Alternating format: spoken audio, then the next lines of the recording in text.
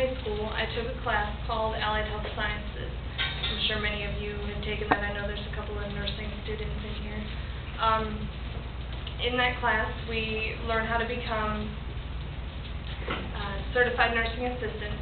One of the things we learn how to do is read each other's pulses and use stethoscopes to listen to the heartbeat. Many of my classmates kept telling me that my pulse was very irregular, was never the same. I promptly visited a cardiologist and was later diagnosed with Wolff-Parkinson-White syndrome, or WPW for short.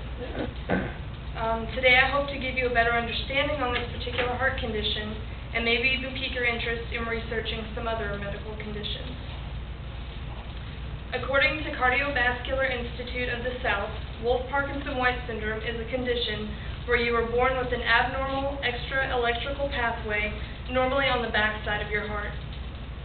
It sends mixed signals to your heart about when to beat, causing it to pump too often and irregularly.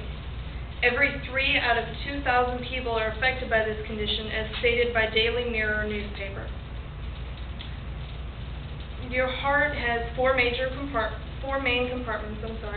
There's 2 in the top and 2 in the bottom. When your heart pumps blood to the rest of your body, it contracts the top while the bottom relaxes, and vice versa. When that extra circuit kicks in, it pretty much tells the heart to beat twice. It kind of throws it into a spasm. These double beats turn into palpitations, or what feels like flutters in your chest. It's a very uncomfortable feeling, causing you to lose your breath, get dizzy, become fatigued, sweat, and may even cause you to black out or faint. It almost feels like you just ran a marathon, even though you've been sitting on the couch watching TV for the past 30 minutes. The palpitations can last anywhere from a couple seconds to several minutes, and as you can imagine, the long-term effects of these palpitations are not good on your heart.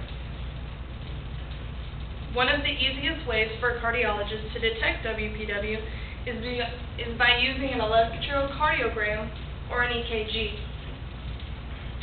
An EKG is a small machine that uses electrodes to record the electrical activity of the heart. The EKG prints out what it has recorded and is then read by the cardiologist. Here.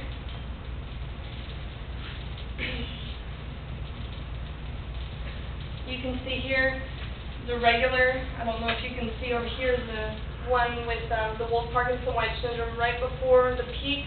There's a small little bump. They call that the pre-excitation. I like to call it a hiccup. Up here, you can see in a normal heart where the electrical beat causing the heart to beat is set down and eventually comes back. But on an abnormal heart, it just keeps going in the same motion, and that's what causes the spasms. The palpitations usually only occur when the extra circuit conflicts with the regular one. There aren't very many options to treat Wolff-Parkinson-White syndrome. Dr. Hayne Wellens wrote in the New England Journal of Medicine that cardiac arrhythmias are common, some are life-threatening, others merely a nuisance. It is not difficult to treat patients with slow rhythms. The situation is different, however, with patients who have rapid rhythms. These rapid rhythms patients he happens to be talking about include those with WPW. One of the more common actions taken to help reduce the side effects of WPW is medication that contains a beta blocker, which is pretty self-explanatory. It blocks the extra circuit on your heart. Another option you have is to undergo a catheter ablation, an invasive procedure where several small flexible wires are maneuvered up to your heart through veins in a femoral artery in your groin. After incisions are made in your groin to make the burns across the additional circuit. They're pretty much sending it up there to make the burn and scar it. That way the circuit can no longer beat in it and send signals to cause your heart to palpitate. Neither option has a 100% success rate, and both have side effects along with some risks. The Department of Cardiology at the University of Ottawa Heart Institute performed a study on catheter ablations at the temperature needed to make the burn across the circuit a success.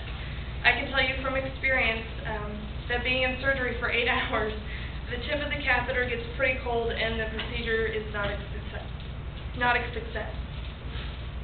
You also have the option of leaving it alone and just dealing with the palpitations for the rest of your life. Making small changes in your day-to-day life, such as cutting back on your caffeine intake and reducing stress, can help make these episodes less frequent.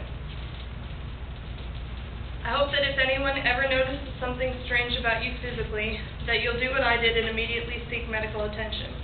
Although I've tried both the medication and catheter ablation procedure unsuccessfully, I'm still hopeful that doctors will someday find a way to eliminate the extra pathway permanently.